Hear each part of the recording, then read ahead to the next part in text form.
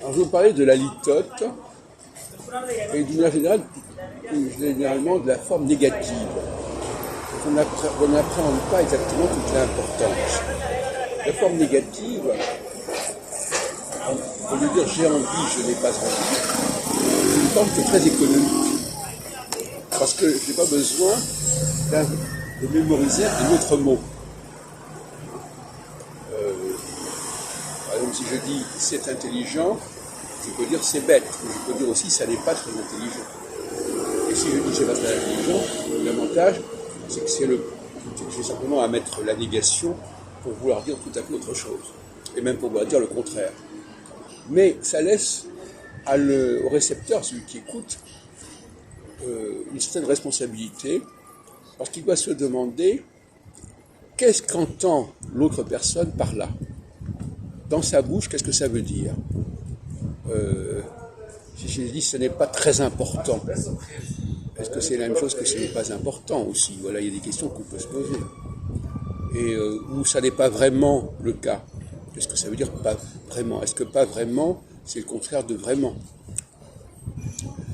Moi j'aime bien cette langue française, et l'autre jour je vous disais que le doute cartésien est peut-être lié justement à cette faculté du français,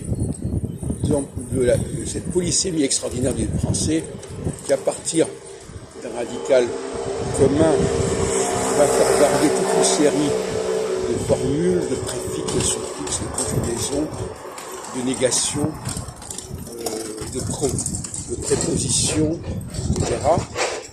Et avec donc finalement un nombre très limité de mots, un lexique très limité, qui est complété par toute une série d'éléments que l'on va combiner avec ce lexique. Et effectivement, ça s'oppose aux langues qui ont un attirail, une panoplie absolument colossale de mots qu'il faut retenir et qui sont censés avoir un sens très précis, très circonscrit, etc. Certaines personnes nous disent que l'anglais est une langue très riche.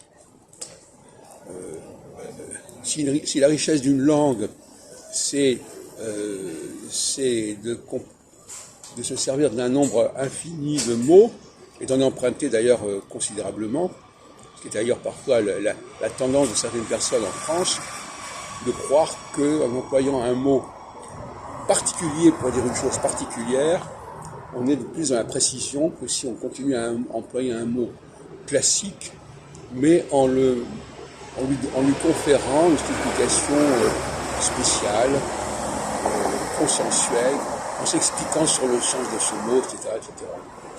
Voilà. Il y a donc toute une question à ce sujet, mais le français, le génie de la langue française, l'esprit de la langue française, c'est avant tout la litote. Je ne te hais point, par exemple. Qu'est-ce que ça veut dire, je ne te hais point? Voilà. Donc,